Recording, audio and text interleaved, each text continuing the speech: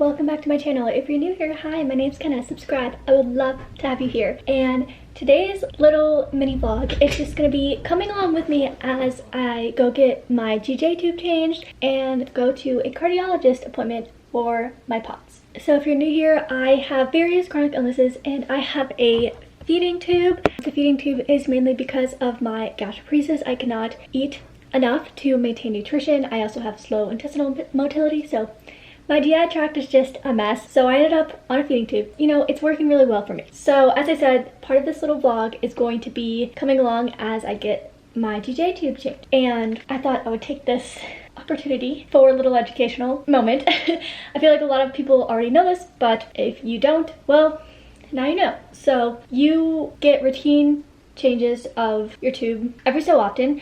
I feel like every doctor has different recommendations. I feel like different tubes have different recommendations, but generally speaking, I think it's around like 3 to 6 months. In the past, I did my changes every 3 to 4 months.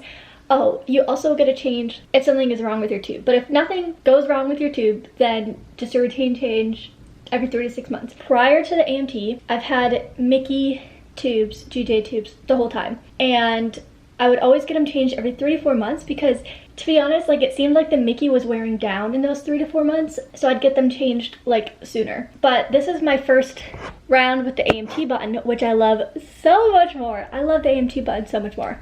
So I'm again getting it changed to the AMT, and this one I've had for 5 months now, and I was gonna do the full 6 months as IR told me, because they said when they were replacing this tube last time, they're like, oh, this one can last up to 6 months. So I was gonna do the full 6 months, but the thing is my GI office is awful with communication and it literally takes like a month to get anything done. And I was in this little situation with them already trying to get some stuff figured out, and they actually called me regarding a certain medication, and I was like, you know what?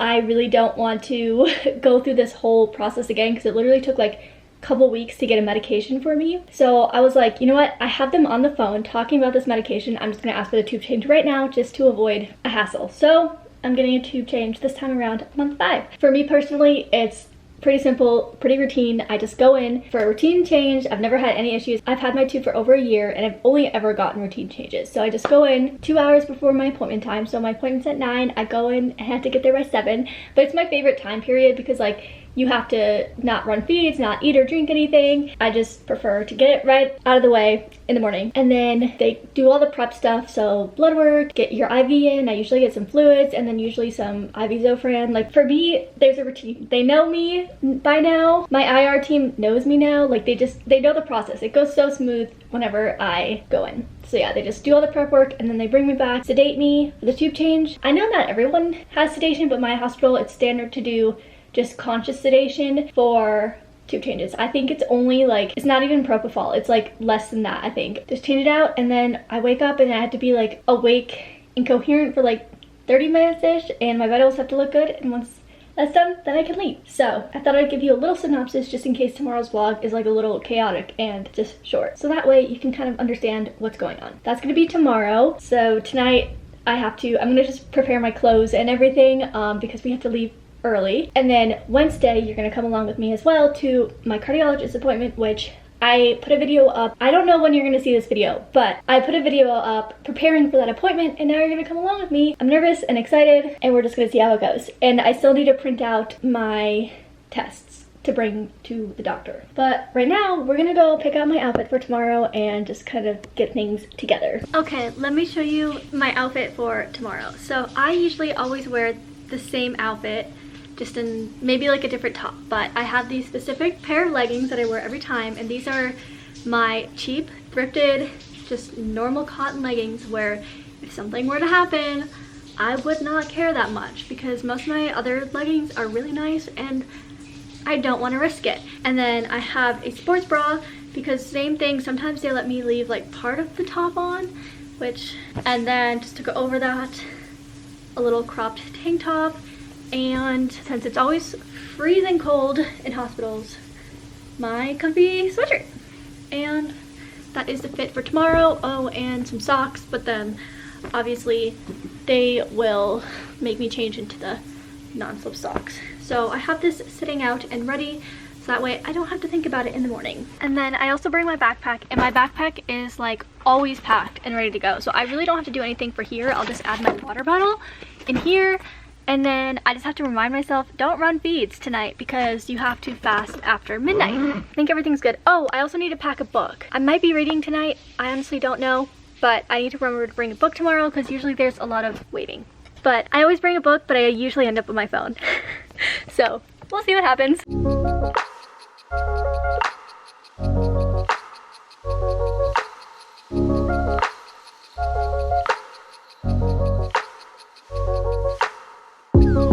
All the flowers in my garden never looked as bright as this, like a happy Hello, good morning. It's tube change day. It is so early and I'm exhausted.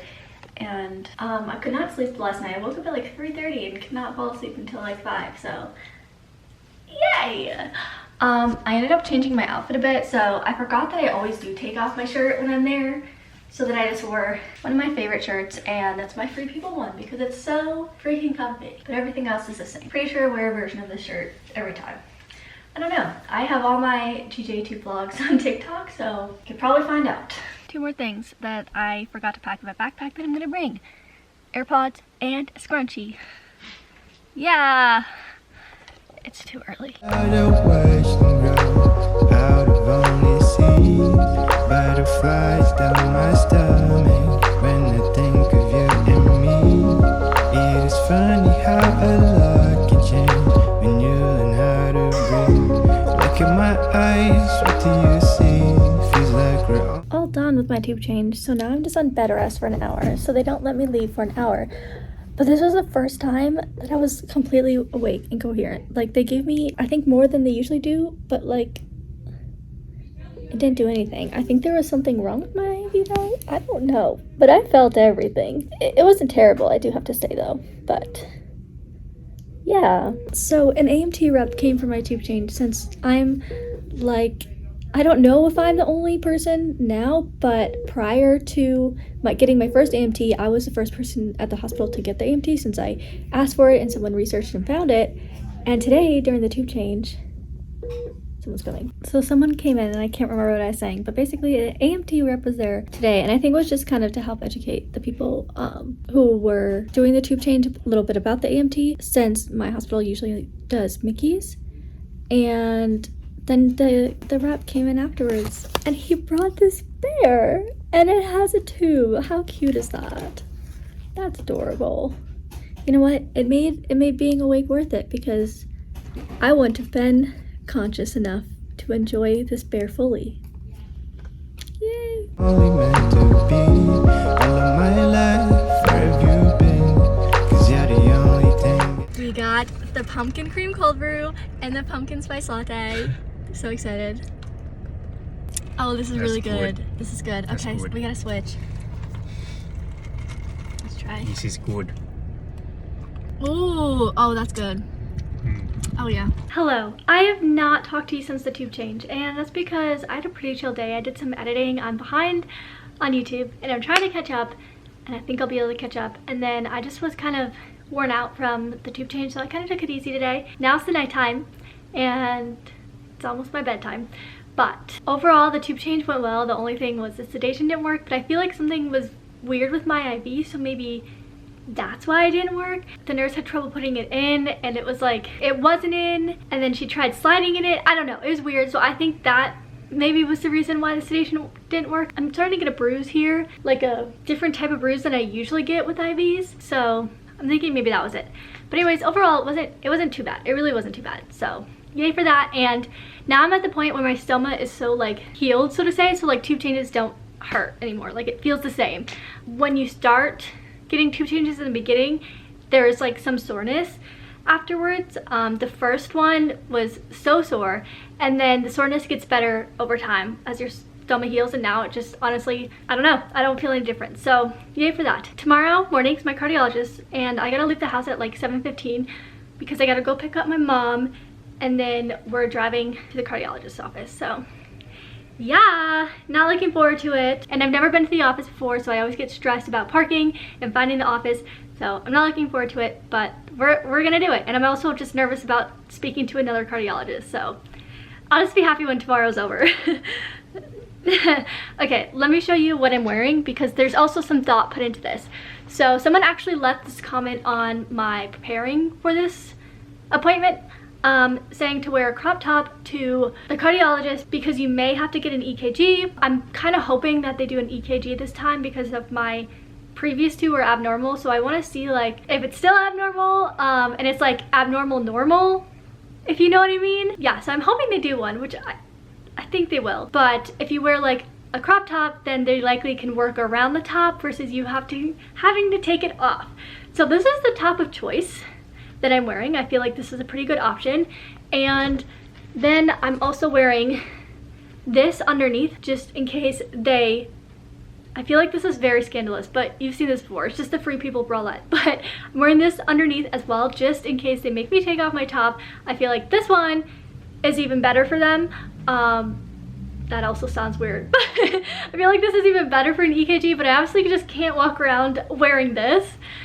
So that's what I'm wearing for top. And then for bottoms, I'm just wearing these because these ones are super high-waisted and this shirt is pretty cropped.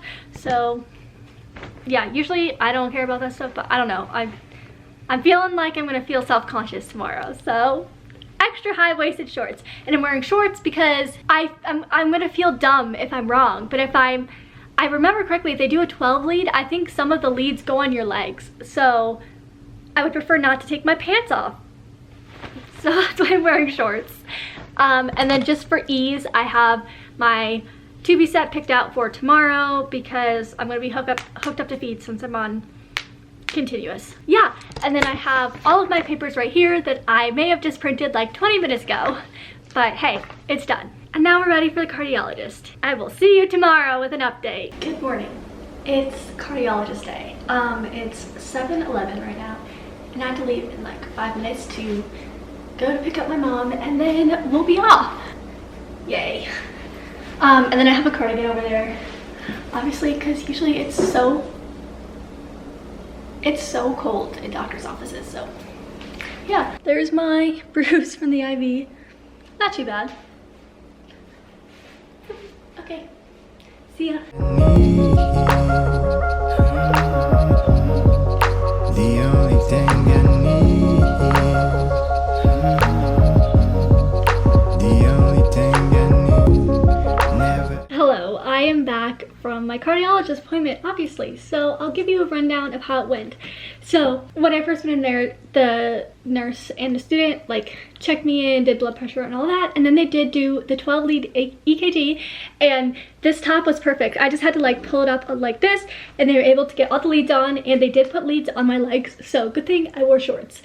And then after that, the doctor came in, and so overall, after I initially had the appointment, I was like, oh gosh, like, I mean, it was not the best, but not the worst. But then after I had time to like cool down and process, I realized I actually just got what I wanted out of the appointment. The thing is, I respond so heavily to tone. So like someone could literally tell me good news or exactly what I want to hear, but if the tone is off, I automatically assume it's bad. And that's just, I don't know, I always react heavily to tone. So I realized afterwards, I'm like, oh, I actually agree with everything that he's talking about. It's just the delivery and the tone was maybe not the best, but overall I am happy with how the appointment went, so yay.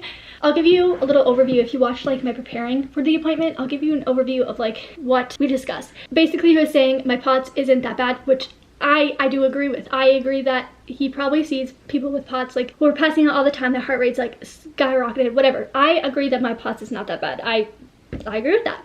And they did talk about medications, but he says, I don't think you need that. And once again, I agree with that. Like, I really don't think that my POTS at this time needs medication based on my heart rate and my symptoms. So that is something that he said, and that was going to be a question that I was going to ask, but he honestly started talking about that before I even had to ask that question. And basically he was just like salt and compressions, and then he gave me like a specific pressure to look for when buying compression socks. So I'm going to look for that, and I just need to find like breathable ones, because the other thing about compression socks is they make me so warm here in Florida. I know it's gonna cool down, so like, I mean, not like crazy amount of cool down, but hopefully cool down enough to where it just doesn't overheat me. But I want to see if there's some like breathable ones at the strength that he wants. And then he just said little salt packets, and I think he said like 1 or 2 a day. I don't know, I'm just gonna see how it goes. So I ordered like a giant jug of salt packets, like single serve salt packets on Amazon for myself. And I know it's not like the most environmentally friendly, the cheapest option, because I mean it still was pretty cheap. I think I got like 1,200 packets for like $9.